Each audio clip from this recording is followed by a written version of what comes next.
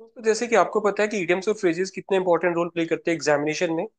उसी बात को ध्यान में रखते हुए हमने एक सीरीज स्टार्ट की है जिसमें हमने पार्ट 5 तक कर लिया है। इसका ये मतलब होता है कि आज की जो सीरीज है जिसमें हम पार्ट 6 को करने जा रहे हैं, तो देखते हैं कि पार्ट 6 में हमारे पास इडियम्स और फ्रेजेस के क्या क्या वर्ड्स है और क्या क्या हमारे लिए आज के लिए जो फ्रेजेस है वो कौन कौन से हैं। स्टार्ट करते हैं वीडियो को। तो फर्स्ट जो यहाँ पर है, पोक वंस नोस। देखो, पोक वंस नोस का मतलब होता है इंटरफेयर करना, किसी के काम में इंटरफेयर करना, किसी के काम में दखल अंदाजी देना। उसको बोलते हैं हम पोक वंस नोस। यानी टू मडल भी इसको बोल देते हैं, टू इंट्रूड भी बोल देते हैं। इन अदर्स मैटर, किसी दूसरे के मैटर को इंट्रूड करना, उसके मैटर में झांकना कि वो क्या हो रहा है। वैसे आपको पता है कि जो इंट्रूजन होता है ये क्या होता है? इंट्रूजन का मतलब होता है कि किसी के इलीगली किसी दूसरी कंट्री में चले जाना, उसको बोलते थे हम इंट्रूजन। मतलब जिसको हम इन्फ्रिंज भी बोल देते हैं। तो ये वर्ड है, ये तो इंट्रूड करना। अब हम अगले वर्ड पे चलते हैं। ये वर्ड आई होप आपको समझ आ गया। देखो, यहाँ पे लिखा है कि पोर ऑयल ऑन ट्रबल्ड वाटर्स। अब पोर ऑयल ऑन ट्रबल्ड वाटर्स का मतलब होता है टू पेसिफाई। देखो, पेसिफाई का मतलब क्या होता है? टू मेक पीस, शांति बनाना। दो बंदों के बीच में झगड़ा हो रहा है, उसको शांत करना बोलते हैं, पेसिफाई करना, है ना। या टू काम अ टेंस और डिफिकल्ट सिचुएशन, कोई टेंस और डिफिकल्ट सिचुएशन है उसको काम कर देना। जैसे यहाँ पर है स्टेप नेटो 2018। तो ये क्या कर रहे हैं? किसी भी मैटर को क्या कर रहे हैं?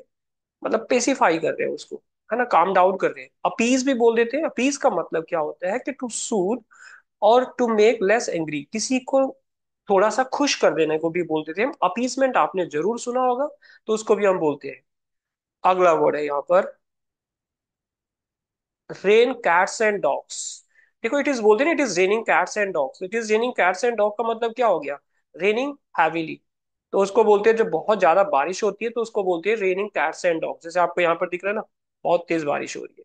तो it it to rain very heavily को बोल देते हैं। और जब बहुत ज्यादा बारिश होती है ना, उसको एक वर्ड और बोलते थे, मैं यहाँ पे लिखता हूँ। ये बोलते हैं उसको इनसेसेंट।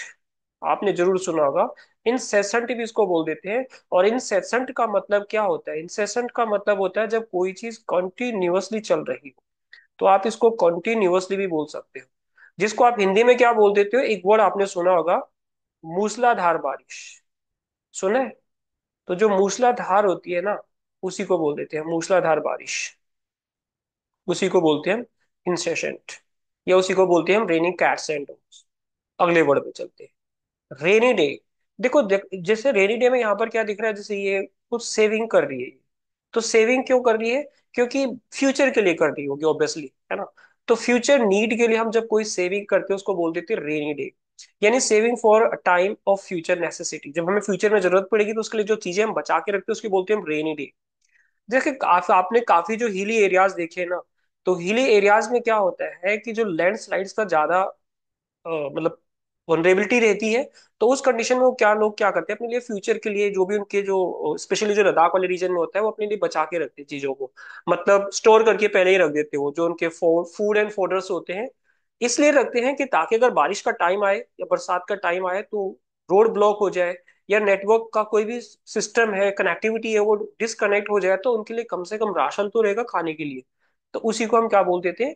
रेनी डे बोलते हैं। नेक्स्ट वर्ड पे चलते हैं, रीड बिटवीन द लाइंस का मतलब क्या होता है? किसी भी चीज को बहुत डीपली पढ़ना, यानी टू अंडरस्टैंड डीपली बोलते हैं इसको। अंडरस्टैंड बोलते हैं, इंटरप्रेट बोलते हैं, उसको डिसर्न भी बोल देते हैं। तो पहले देखते हैं कि अंडरस्टैंड क्या बोल रहा है। परसीव द हिडन मीनिंग और इम्प्लीकेशन, यानी कुछ चीज जो है वो इम्प्लीकेटेड है, वो उसका मीनिंग हमें डायरेक्टली नहीं पता लग रहा है, हम उसको पढ़ रहे हैं। दूसरा कि to go beyond the literal words to infer context, यानी लिटरल जो वर्ड्स होते हैं ना, उनसे डीप जो उसका मीनिंग होगा उसको हम बोलते हैं। जैसे आपने एक वर्ड सुना होगा मेटाफॉर, मेटाफोरिकल मीनिंग, है ना। तो जो मेटाफोरिकल मीनिंग होता है ना, उसका मतलब क्या हो गया कि उस वर्ड का कुछ डीप मीनिंग भी होगा, एक सिंबॉलिक मीनिंग जिसको हम बोलते हैं। और डिसर्न का मतलब होता है ग्लिम्स द सब टेक्स्ट और अंडर अनस्पोकन मैसेज, जो डायरेक्टली क्लियर नहीं हो रहा है उसको पढ़ना, यानी डीप अंडरस्टैंडिंग करना किसी भी चीज को, तो उसको बोलते हैं रीड बिटवीन द लाइन। अगला वर्ड है, देखो रेड लेटर डे का मतलब क्या होता है? डे ऑफ सेलिब्रेशन को बोलते हैं ना, जैसे यहाँ पर हमें दिख रहा है। तो इसको हम क्या बोलते हैं? रेड लेटर डे, यानी स्पेशल और जॉयस जो ओकेजन होता है उसको बोलते हैं रेड लेटर्स डे। हैप्पीनेस भी इसको बोल देते हैं हम, ऑफ डे ऑफ फेस्टिविटी और चीयर को बोल देते हैं। आपने एक टर्म सुना होगा, अ गाला डे।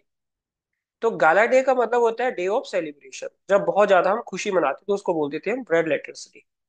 आगे आता है रेड टेप। रेड टेप, देखो रेड टेपिज्म आपने सुना होगा, इसको क्या बोलते हैं हम, ऑफिशियल डिले बोल देते हैं, यानी एक्सेसिव ऑफिशियल ब्यूरोक्रेटिक जो प्रोसीजर होता है उसको बोलते हैं हम रेड लेटर्स डे। जैसे यहाँ पर देखो ये बंदे दिख रहे हैं ना, फाइल कितनी सारी है यहाँ पर। अगर जैसे कोर्ट में कोई केस आता है तो बहुत टाइम लगता है उसको सॉल्व करने में। सनी देओल की एक मूवी आती है दामनी, उसमें क्या बोलते हो, तारीख पे तारीख, तारीख पे तारीख। एक्चुअल में वो क्या हो गया, ऑफिशियल डिले हो रहा है ना। किसी भी काम में जो टाइम लगता है ना, ऑफिशियली जो टाइम लगता है उसको बोलते हैं रेड टेपिज्म। लाल फीता शाही आपने एक वर्ड सुना होगा, ये एक्चुअल में वही है। ठीक है, अगला वर्ड। तो आज के लिए दोस्तों हमारे पास यही वर्ड थे जो हमने आज करने थे। आई होप आपको ये वीडियो पसंद आई है, अगर आई है तो आप लाइक शेयर और सब्सक्राइब जरूर कर सकते हो। मिलते हैं अगली वीडियो में, तब तब तक के लिए बाय।